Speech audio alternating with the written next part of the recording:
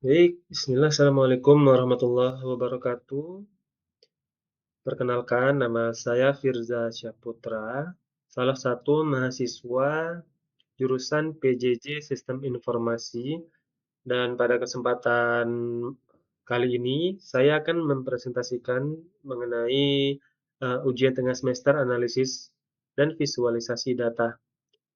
Dan yang langsung saja yang pertama akan saya bahas adalah apa itu data analytics.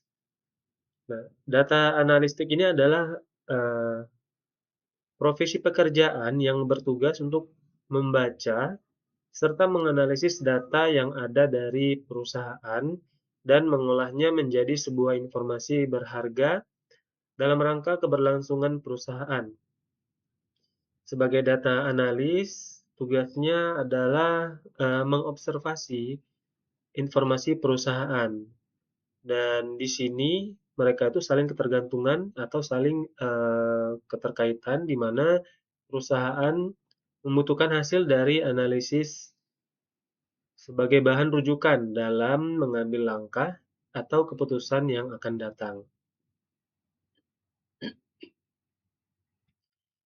Selanjutnya, hal apa yang dilakukan oleh seorang data analis? Seperti yang tadi saya sampaikan, tugas mereka itu salah satunya yaitu pengumpulan data, dan selanjutnya ada juga pembersihan data dan persiapan data, kemudian analisis data, visualisasi data, serta pengambilan keputusan.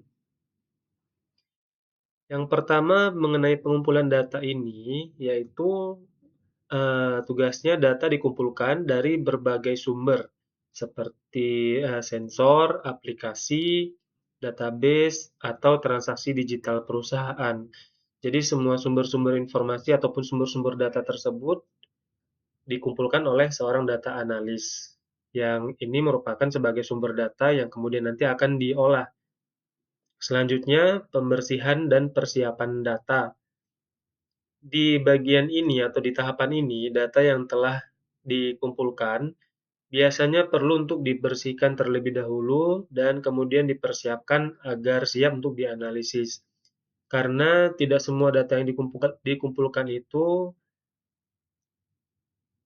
diperlukan untuk perusahaan. Biasanya ada juga data-data yang tidak perlu, maka disinilah tahapan untuk pembersihan data tersebut. Kemudian di tahapan selanjutnya adalah analisis data. Di tahapan ini, si petugas analis ini menggunakan teknik statistik dan algoritma untuk mengidentifikasi pola dan tren terbaru dalam data. Selanjutnya untuk visualisasi data, setelah semua data itu dikumpulkan, kemudian dianalisis, si data analis ini bertugas untuk mengubah hasil analisis data menjadi format visual atau grafik chart untuk mempermudah dalam pemahaman dan interpretasi dari data-data tersebut. Biasanya di sini di tahapan untuk presentasi kepada pemangku keputusan, seperti itu. Kemudian di tahapan terakhir adalah pengambilan keputusan. Di tahapan ini, berdasarkan wawasan yang dimiliki atau yang ditemukan dari data yang telah dianalisis, organisasi dapat membuat keputusan yang lebih baik dan berbasis dari sebuah data. Selanjutnya, bagaimana sih tren data analis di Indonesia? Di Indonesia ini sendiri, tren data analis itu juga berkembang sangat pesat, mengikuti tren seiring dengan semakin banyaknya data yang dihasilkan dan pentingnya pemanfaatan data dalam berbagai sektor. Tren data analis ini menunjukkan sisi positif yang mendorong beberapa hal. Sebagai contoh, e-commerce dan fintech, kemudian transformasi digital, penerapan dalam berbagai industri, dan peran pemerintah Indonesia. Jadi, menurut saya, secara keseluruhan, tren data analis di Indonesia menunjukkan arah yang positif. Dengan semakin banyaknya adopsi teknologi digital, dan pemanfaatan data untuk mengoptimalkan sektor industri. Namun, tantangan seperti kurangnya infrastruktur, infrastruktur data, dan keterampilan SDM di bidang ini, maka masih perlu diperhatikan untuk mendukung perkembangan yang lebih lanjut. Nah, kemudian proses dari ataupun jenis-jenis dari data analis ini ada 4. Yang pertama deskriptif analitik, kemudian perspektif analitik, kemudian diagnostik analitik, dan yang keempat prediktif analitik. Saya akan menjelaskan satu persatu. Yang pertama deskriptif analitik. Deskriptif analitik ini adalah analitik yang menjelaskan apa yang terjadi di masa yang sudah lewat atau masa lalu. Dan jenis analitik ini berfokus pada pemahaman pola atau tren dan juga informasi berdasarkan hasil dari historis. Dan untuk menggambarkan kondisi yang terjadi di masa lalu, deskriptif analitik ini digunakan untuk melaporkan statistik, grafik, dan visualisasi data. Tujuannya adalah untuk menyajikan informasi secara ringkas mengenai kejadian yang telah terjadi. Metode yang digunakan yaitu teknik statistik dasar dan visualisasi seperti min, median, grafik, dan histogram. Kemudian yang selanjutnya adalah perspektif analitik. Nah, untuk perspektif analitik ini sendiri adalah jenis analitik yang mendeskripsikan apa yang mungkin terjadi di masa depan berdasarkan data historis dan pola yang telah ditemukan di masa lalu. Kemudian tujuannya untuk memproyeksikan tren atau hasil yang akan terjadi di masa depan dengan menggunakan metode algoritma machine learning, model prediksi seperti regresi, decision tree, neural networks, dan time series forecasting.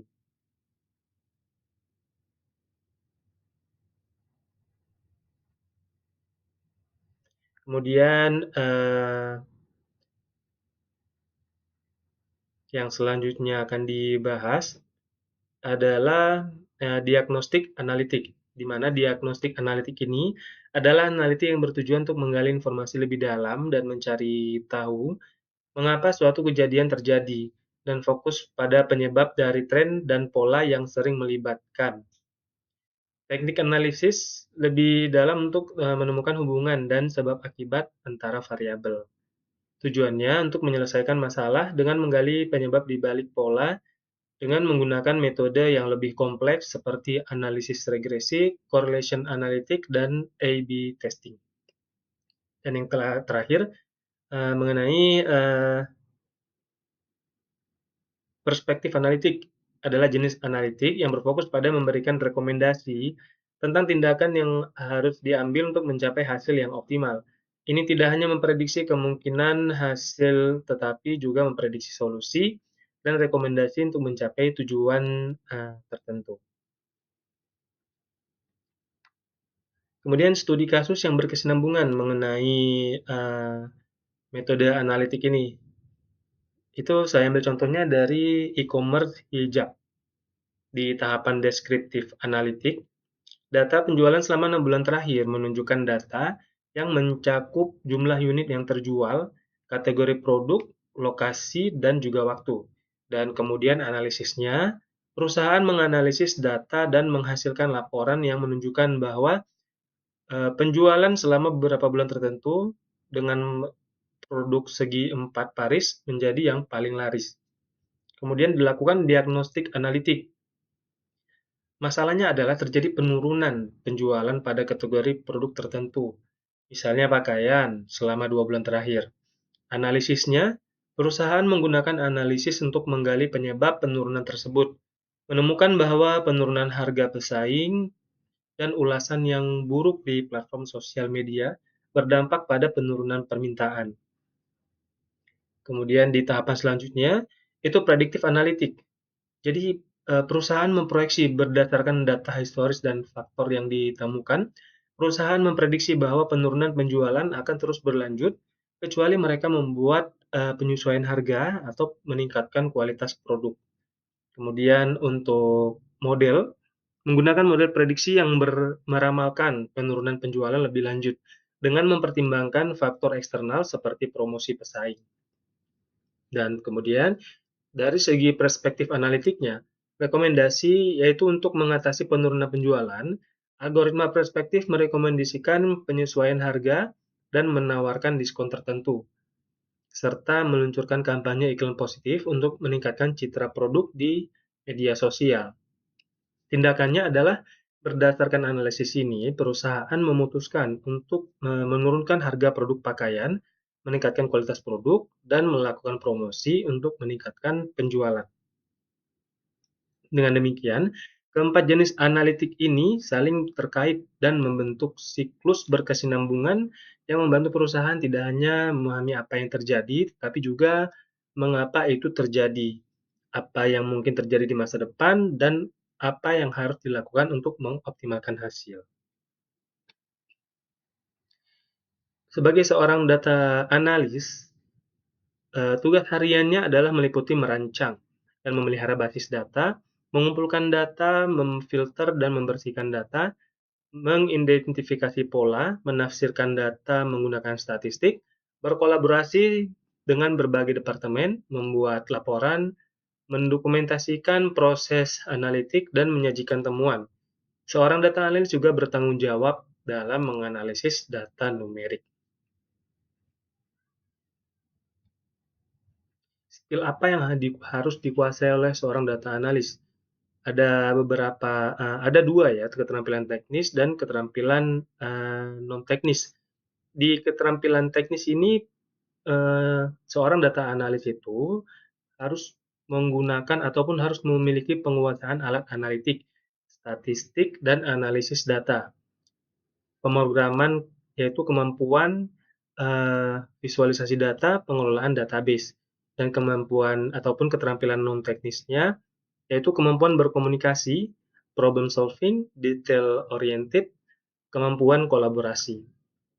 Dan menurut saya, dalam 5 tahun ke depan, prospek seorang data analis ini sangat berkembang pesat, mengingat zaman dan tren teknologi semakin canggih. Dikarenakan teknologi sudah semakin canggih sehingga perusahaan membutuhkan data dalam mengeksplor uh, bisnisnya.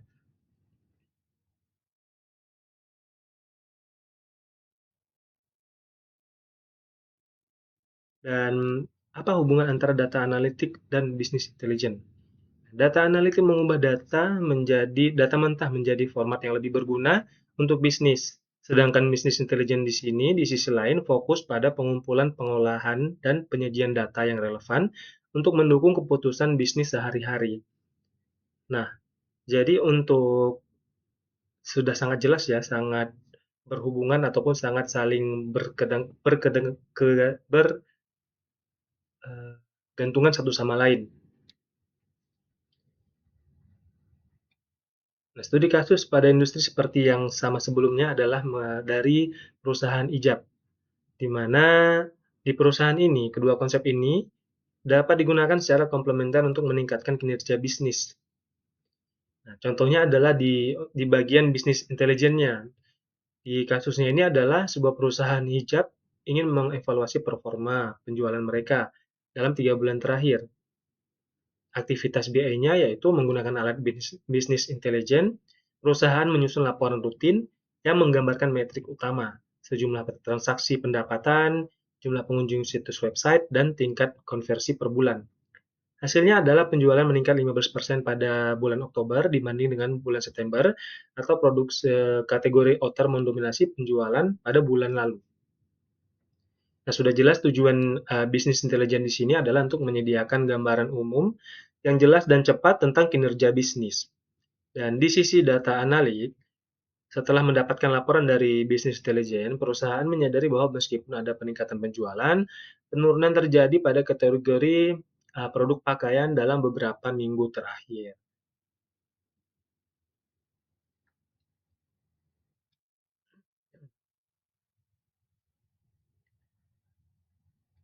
Kemudian bisa kita lihat di sini adalah Prediksi untuk masa depan atau predictive analytics. Selain itu, perusahaan menggunakan predictive analytics untuk memproyeksikan tren penjualan di masa depan berdasarkan data historis dan variabel yang telah dianalisis. Hasilnya mungkin adalah dengan kondisi saat ini, penjualan segi empat jilbab diprediksi akan turun 20% selama bulan mendatang, kecuali ada perbaikan pada kualitas produk dan perbaikan strategi pemasaran.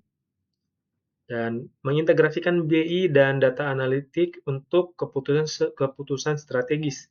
Berdasarkan wawasan yang dihasilkan oleh data analitik, perusahaan kemudian menggunakan BI untuk menindaklanjuti dan memantau hasil perbaikan secara real time.